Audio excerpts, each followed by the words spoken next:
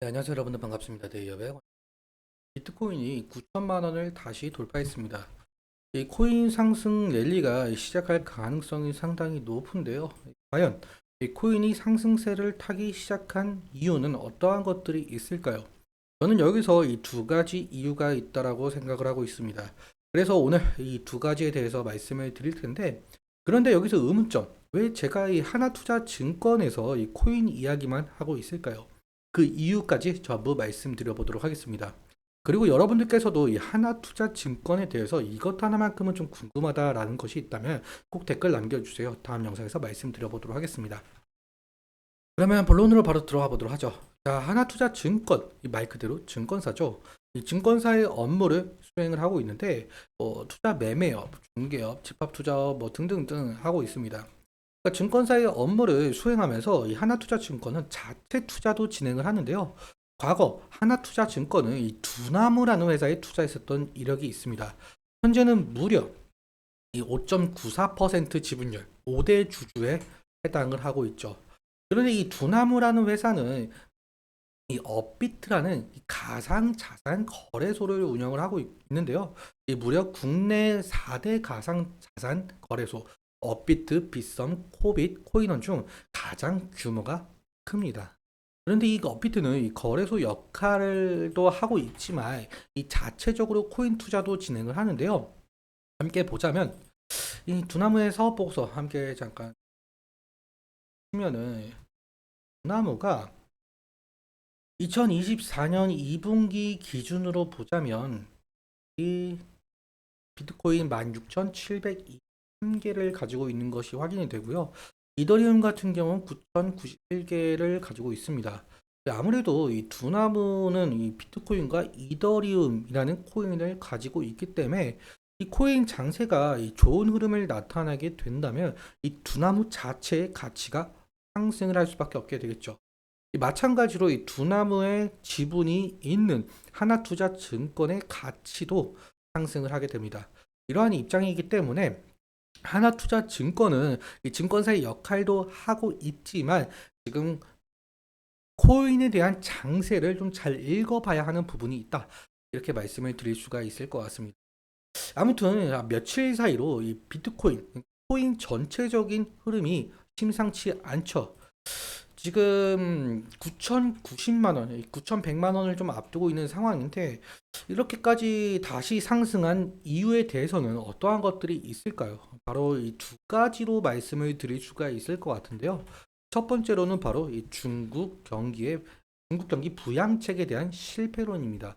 앞서 이 중국에서 10월 12일에 경기 부양책에 대해서 발표를 했지만 국채 발행 규모나 뭐 이러한 세부 사항에 대한 언급이 상당 부분 빠지면서 시장에서는 실망스럽다는 반응이 나왔죠. 9월에는 심지어 수출이 모두 부진이 되면서 이 5% 목표에 대한 회의론이 커졌고요. 실제로 여기 중국 증시가 경기 부양책에 맞춰서 이렇게 상승을 했었지만 이 세부 사항에 대한 언급이 빠지다 보니까 이 실망 매물이 상당 부분 쏟아진 모습을 우리가 확인할 수가 있습니다. 네, 그래서 중국의 경기 부양책 실망으로 증시가 꺾이면서 이 주식 시장으로 몰렸었던 이러한 자금들이 이제는 이 코인 시장으로 들어왔을 가능성도 좀 생각을 해봐야 되겠죠. 이 두 번째는 바로 이 대선이죠. 미국 대선 정말 얼마 남지 않았습니다. 현재 해리스와 트럼프 대결 누가 승리할지는 아직 모르겠지만 현재 트럼프는 이 가상화폐에 대해서 친화적인 입장을 내비치는 것으로 좀 소문이 자자한데요. 그런데 해리스가 공식적으로 가상화폐에 대한 입장을 밝혔습니다. 이 가상자산 투자의 확실성을 좀 제공을 하겠다라고 발표를 했죠. 또한 해리스 같은 경우는 해리스와 트럼프 모두 이 추가 감세를 추진하는데요.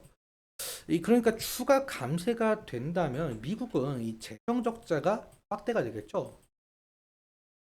그러면서 달러 같은 경우는 가치가 하락을 하게 되겠고 이때 이 코인과 같은 이 대체 자산에 대한 수요가 증가할 가능성이 높다라는 예측으로 지금 코인 시장에 자금이 흘러 들어오면서 이 코인 상승 랠리에 좀 불을 붙인 것으로 우리가 확인을 해볼 수가 있을 것 같습니다.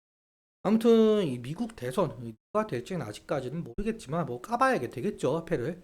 아무튼 이 두 후보 모두 이 가상 자산에 대한 친화적인 입장을 내비치는 것으로 보았을 때 이 코인의 상승 랠리가 우리가 좀 지속이 될지 좀 두고 봐야 될 것 같습니다.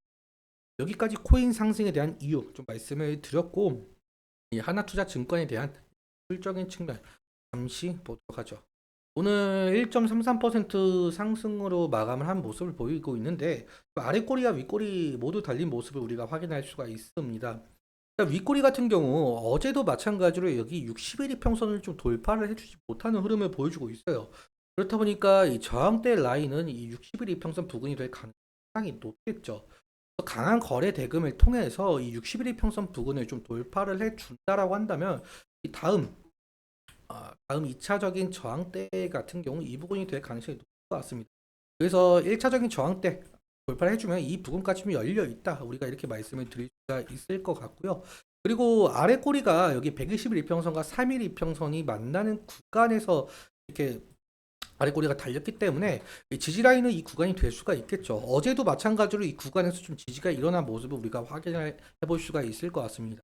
그래서 지지 라인은 이 부분으로 볼 수가 있겠고, 만약에 이 부분을 이탈을 하게 된다라고 한다면 다음 지지 라인 같은 경우 우리가 어디를 볼 수가 있을까라는 것인데, 저는 이 부분과 이 구간을 좀 말씀을 드릴 수가 있을 것 같아요. 과거에도 이렇게 이 구간에서 좀 지지가 일어난 모습을 우리가 확인할 수가 있겠죠. 그래서 이 가격 레인지까지는 조금 우리가 지지 라인으로 바라볼 수가 있을 것 같다. 하지만 이 구간 좀 이탈을 하게 된다라고 한다면 이 481 이평선이죠. 481 이평선까지 이탈하게 되면은 그 이평선 설정이 없습니다. 그렇다 보니까 지속적으로 하락할 가능성이 생기겠죠. 그래서 이 구간 이탈하게 된다면 리스크적인 관리는 필요할 수 있을 것으로 보이고 있고, 하지만 하나투자증권 이 과거 8,800만 원 돌파했을 때와 그리고 2,700만 원 돌파했을 때에 비해서 상승폭이 상당히 줄어든 모습을 우리가 확인할 수가 있습니다. 그래서 아마도 우리가 이 구간까지를 바라보게 하려면은 이 비트코인이 아마도 1억은 좀 돌파를 해줘야 되지 않을까라는 생각 조심스럽게 우리가 해볼 수가 있을 것 같습니다.